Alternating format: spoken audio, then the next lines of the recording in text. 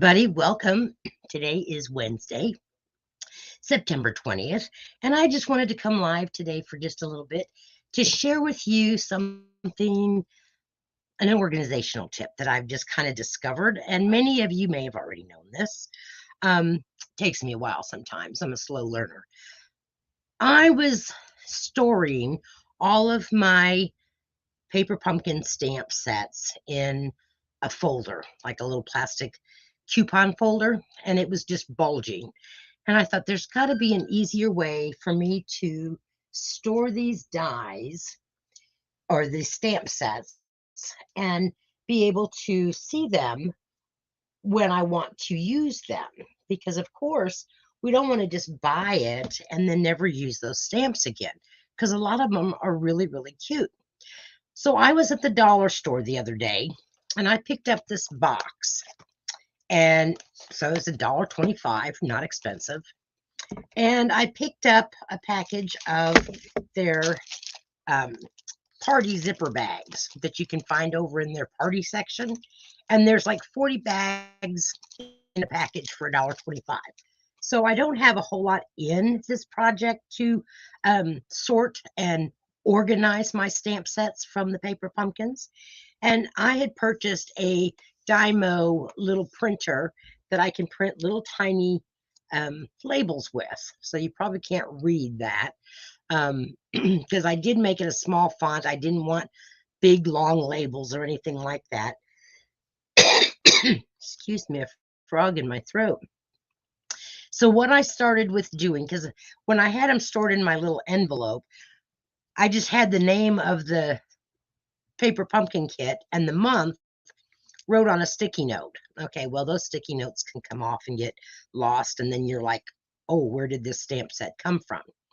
So I went and I made all of my little labels for my stamp sets, and then I put each of them into one of those bags. And so some of the stamp sets are smaller than the bags, which is fine. And then all I'm doing is just taking and peeling off the backing of my labels. And this is where the take your pick tool comes in handy because it'll kind of help you get that label backing off of there. And I'm just sticking those on my plastic bags. Yeah, that's easier said than done sometimes, right? We've all had those days that things just don't seem to go real smooth for us. Um, and there's been a lot of talk and discussion on a lot of the chat boards and all of how people store their paper pumpkin um, sets. So there I've got it marked. I'm not even closing up my baggie because it's kind of folded over. But most of all the sets I can fit into my box. So they will set up just like this. And I've got some dividers that I'm going to make that will divide these out into um, different categories. So if it has to do with a holiday, then they'll be in a holiday group. Um, if they have to do with like flowers and things like that, then that'll be in a separate one and be called just flowers. And they will be probably alphabetized because that's how I do most everything in my room is by alphabetizing. All of my stamps are alphabetized, my dies, my embossing folders. Um, so this is one way that you can get yourself organized. And if you start this when you first become a Paper Pumpkin subscriber, it's much easier. However, this isn't something that's that difficult to sort out and do even after you have tons of the paper pumpkins. I have several boxes that I haven't even had time to start working on yet. Um, but it's usually, I leave those for the winter time when I'm not having to be outside mowing the grass or anything like that. Hi, Anna. Hi, Teresa. Thanks for joining me today. This is just a little impromptu organizational um, video. So sometimes your paper pumpkin stamps come on a very long sheet Well, as you can see, that's not going to fit down in my box the way I want it to. It would fit this way, but I want them stacked in this way. So all I'm doing is taking a pair of scissors and I'm kind of cutting apart my stamps, and it's just kind of really easy, and I just kind of go around the images.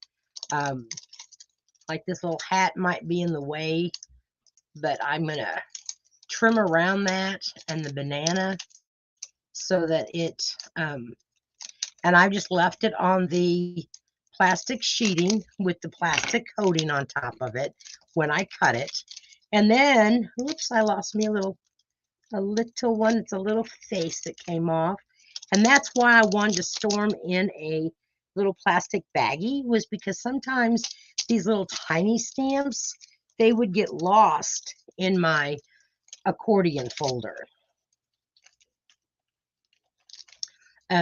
So this way, yeah, and I have my inks are all alphabetized, and it's funny because the inks are on the wall where my daughter sits at to stamp, and so I always have to ask her to hand me the inks. Well, if I've been working and I've got several ink pads out, she'll come in and she'll sit down and she'll look at the wall with all the stamp pads, and she'll say, okay, you've got a lot of ink pads out, because she knows exactly how many are in each row.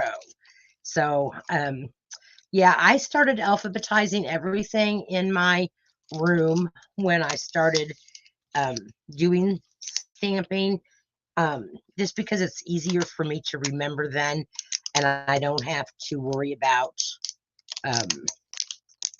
where do I have such and such. It's already alphabetized. So as you can see, this one here was also too long to fit into my box. So I'm just kind of cutting it apart, and it's not going to hurt the stamp set. I mean, even if you end up someday giving the stamp set away to somebody, having it cut apart does nothing to the stamps themselves.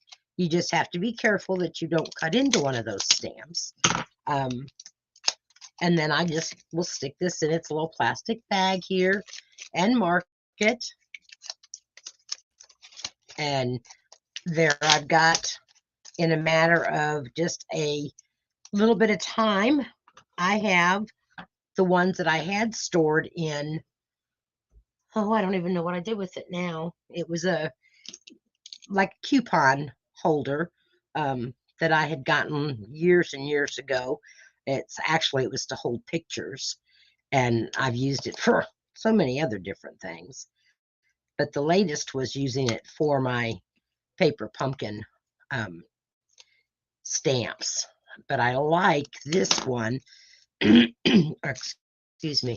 I like this setup much better because I think I will be able to use these stamps more. Before I had to rummage all through it and all that good stuff. But I did have something that I did use with this. Now, where did it go? I know it's here on this desk somewhere, because I wanted to, here it is. What we did do was I took and stamped. I just put all the stamps on my Stamparatus at the time, and I stamped all of the images so that I would have this close at hand so that I could tell, okay, what's in it. And it also has the corresponding date, month, and year that that stamp set is for. So these are now going to go like into one of those very inexpensive excuse me, photo albums that you can get at the dollar store too for $1.25. And I'm just going to stick these in there, and then it can set right with my stamps so that I can see exactly what is in that stamp set. So if I'm looking for the Batter Up, which is like a masculine set, I can look at this, and then I can go right to my box and pull out that stamp set. So I hope this will help others organize their paper pumpkin stamps so that you can utilize them more than just the one time to make your paper pumpkins. All right. Thanks, ladies. Anna and Teresa, thank you so much for joining me. If you are watching the replay of this, thank you very much for watching. Hit the like and subscribe button for me, and you'll be notified when I go live the next time. I got so excited about this. I don't even know if I told you that my name is Sue Sanders, and I'm a demonstrator in central Missouri at Lake of the Ozarks. And I come live every Thursday night at 7 p.m. and have a free card class. So I hope some of you will join me at Thursday night. So thank you very much, ladies. I appreciate you taking a little bit of time out to hear about how I'm organizing my paper pumpkin stamps. Have a great day.